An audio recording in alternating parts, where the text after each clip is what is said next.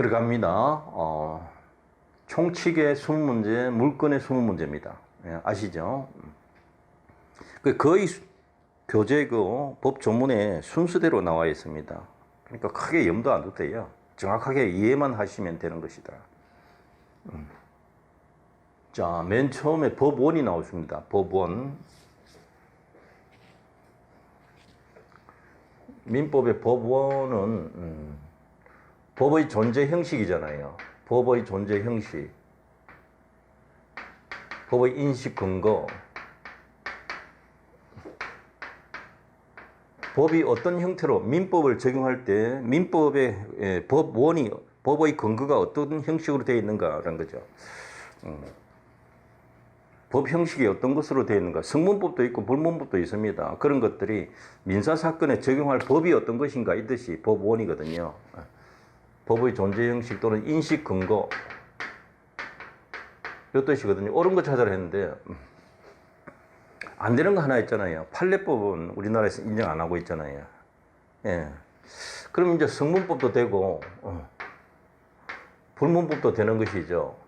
성문, 불문 다 되는 겁니다. 불문법의 가장 중요한 것은 이제 관습법하고 조리가 있죠. 조리. 조리는 사물의 본성, 신의칙. 예. 성문법에는 이제 법률, 명령도 조례도 될 수 있는 것이고 민사에 관한 것이면 예. 조약도 되죠. 헌법상 조약도 되고요.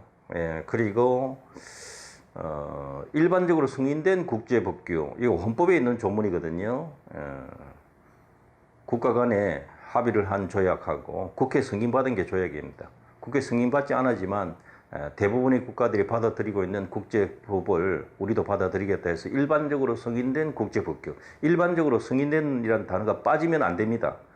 그걸 어떤 교재는 빠뜨리고 서술해 놓은 책들이 조금 있어서 그건 빼면 안 되는 문장인데 그걸 빼면 안 돼요. 일반적으로 승인된 국제법규. 그것도 민사에 관한 것이면 법원이 되는 것이죠. 그리고 하나 더 기억해야 되죠. 헌법재판소 결정도 법원이 됩니다. 자, 보세요. 헌법에 의해서 체계를 공포된 민사에 관한 조약. 민사에 관한 것은 됩니다. 안 된다 이게 틀렸잖아요. 보세요. 법원 요거 하나 낸 거예요. 사실은. 관습법은 이 두 가지를 거론하고 있는데 관행이 법적 확신을 거치면 됩니다. 사회구성원의 법적 확신. 자, 여기 관행이 존재하고 관행, 관습, 관행이 존재하고 이것이 이제 법적 확신을 얻게 되면 법적 확신을 얻게 되면 그때부터 관습법이 되는 것이죠. 물론 판례를 통해서 나타나기는 합니다만은 판결이 선고됐을 때 관습법이 성립하는 것이 아니라 법적 확신을 얻은 대로 소급한다. 요 지문도 시험에 나왔었거든요. 딱 한 번. 그게 제일 이쁜 지문인 건데 관습법은 법령에 저촉되지 않는 한 법칙으로 효력이 있다. 이게 이제 관습법이 법원이 된다 뜻인데요. 법령에 저촉되지 않는다. 이 말은 성문법이 우선한다 이 뜻입니다. 그래서 성문법이 우선하기 때문에 그러면 관습법에는 어떤 뜻인가? 이 관습법은 대부분 판례가 보충적 효력서를 채택하고 있죠. 이것을 이야기하고 있는 겁니다. 보충적 효력서를 말하고 있는 것이죠. 법령에 위반되지 아니한 경우 또는 법령이 없을 때 관습법을 적용한다는 그 보충적 효력서를 거론하고 있는 겁니다. 그래서 옳은 것은 니은하고 디귿이죠. 니은하고 디귿 4번이 답이 되는 겁니다. 예.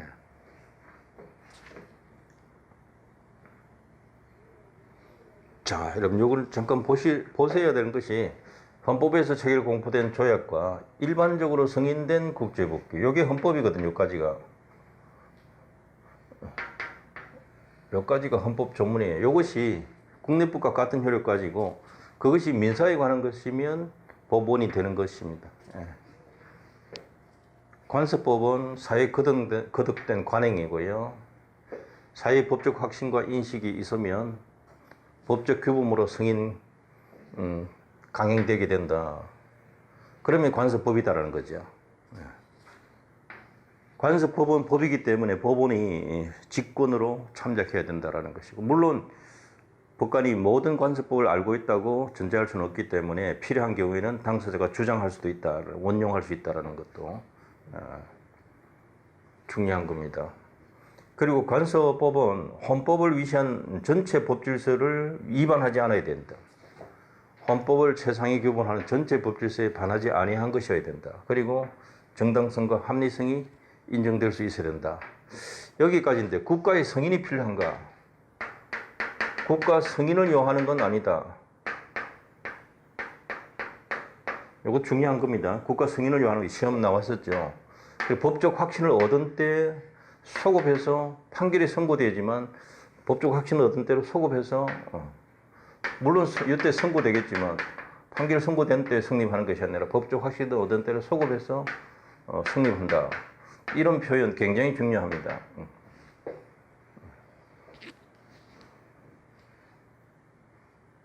관습법을 적용할 시점에 전체 법질서에 부합하지 않는다.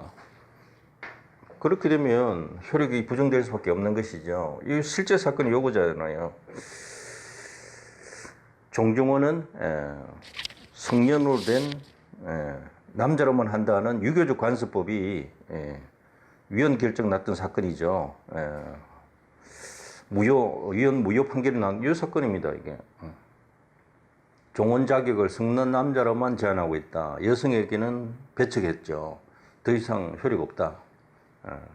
이 관습법은. 그래서 이 미성년자가 그러면 성년이 된다고 했잖아요. 성년. 이 부분도 시험 냈거든요. 그래서 지금 성년이란 건 유지되고 있어요. 그래서 시험에 나온 게 있죠. 만 19세 되지 아니한 자는 종중원이 될 수 없다. 이렇게 시험 나왔단 말입니다. 이유가 이것 때문에 성년이라는 한 단어 때문에 시험 나온 거잖아요. 기억나실지 모르겠습니다. 그리고 교재 안에 기출문제 다 있습니다.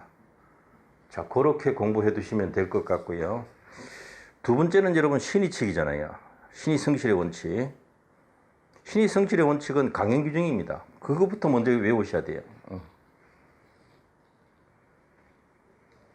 신의성실의 원칙은 강행규정이고요.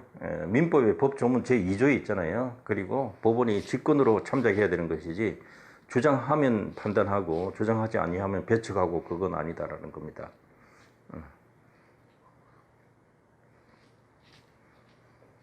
자, 신의칙 옳은 거 찾으라 했습니다. 보겠습니다.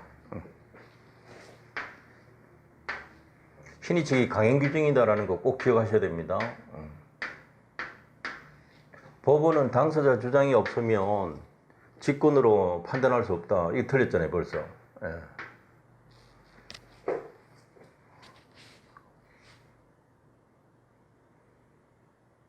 민사소송에서는 변론주의이기 때문에 당사자가 주장하는 부분에 대해서 판단하는 건 틀림없습니다. 그러나 강행규정은 법원이 직권으로 판단해야 되는 부분입니다. 주장하든 아니하든.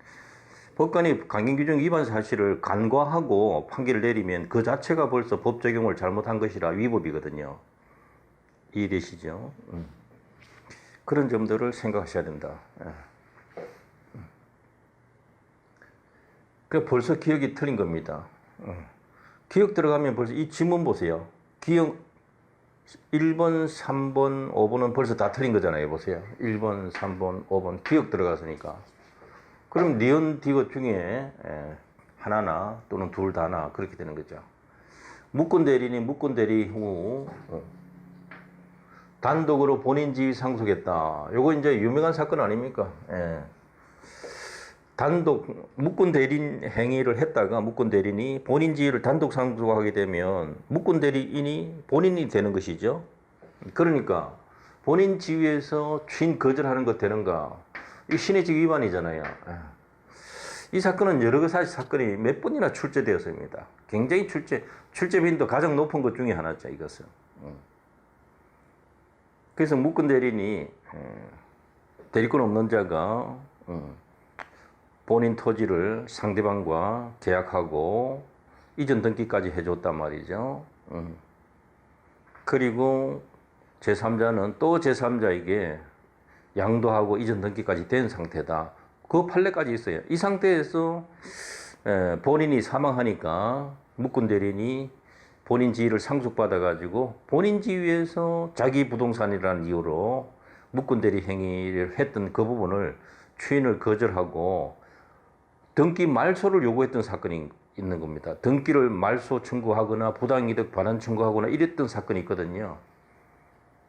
그러니까 그 사건들이 시험에 내기 엄청 좋죠. 그게 바로 이 사건입니다. 이 신의칙 위반입니다.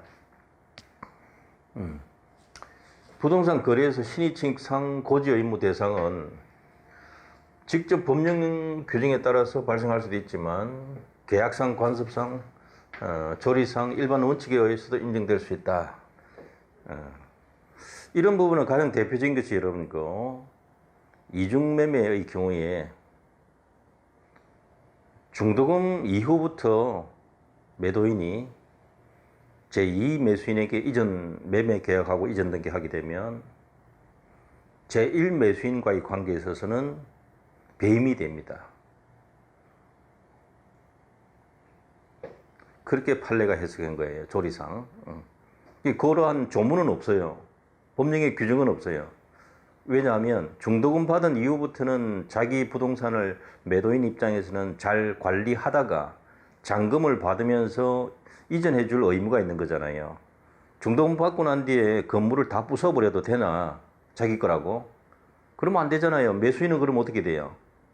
그 건물을 매수한다고 계약금 지급하고 중도금까지 줬음에도 불구하고 곧 잔금 치를 시기에 다가오니까 건물이 절반이나 부서져 있더라. 망가뜨려 놨더라. 이건 말이 안 되잖아요. 아니면 또 매도한다든지 중도금 이후에 제3자에게 매도해서 자기 거라. 물론 자기 거죠. 아직 매수인에게 등기가 안 넘어갔으니까 잔금도 안 받고 등기 안 했으니까. 그렇지만 매수인이 중도금을 지급한 이후에 매도인이 제2 매수인에게 매매계약 체결하고 이전 등기까지 했다면 중도금 이후부터는 대부분 판례가 신의칙상 협력 의무가 있다. 잔금을 받으면서 잘 보관하고 있다가 이전 등기해줄, 인도하고 이전해줄 의무가 있다. 이렇게 판단 내린 겁니다. 그래서 그걸 하지 않고 제2 매수인에게 매도하고 이전 등기하고 그렇게 넘겨버렸다면 제1 매수인과의 관계에서는 배임이 됩니다. 배임. 매도인의 그러한 배임 행위에 제2 매수인이 알고서 적극 가담했다면 공동배임죄가 되는 겁니다. 범죄가, 그때는 범죄도 되는 거죠. 이렇게 신의상 협력 의무가 있다는 거죠. 이 지문도 한 번 나온 거 아닙니다, 여러분. 여러 번 나온 거예요. 물론 이게 가장 많이 나온 거죠, 당연히.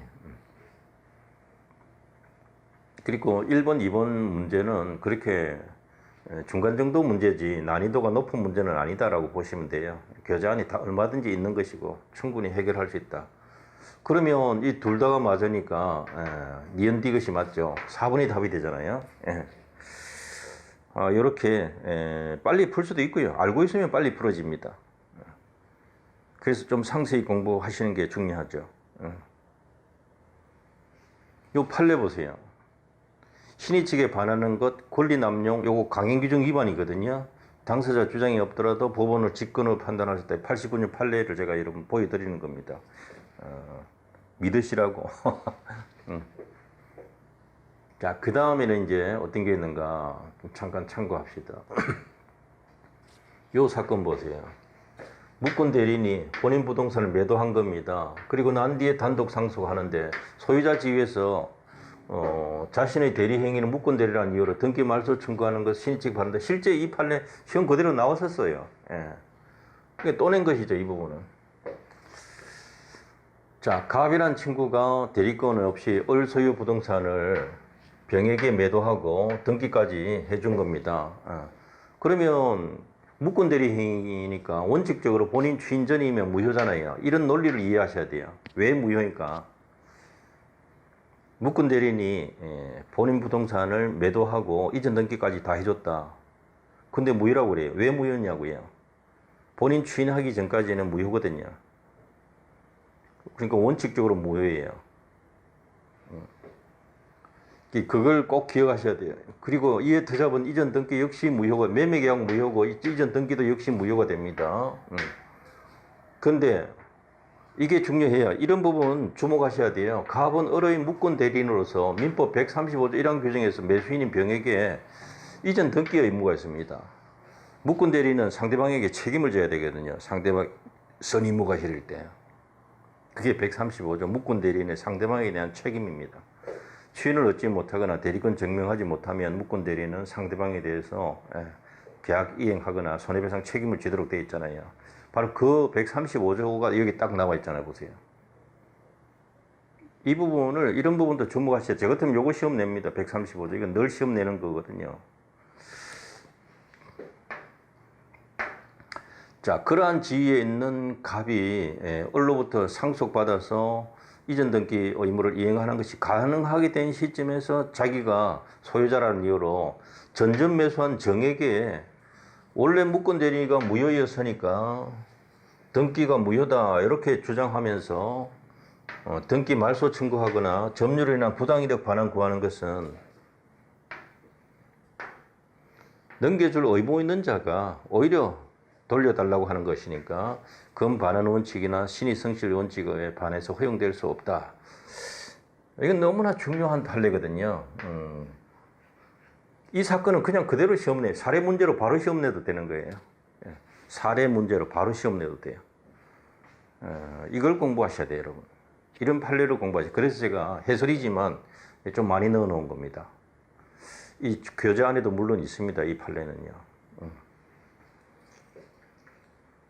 이걸 꼭 공부하시기 바랍니다.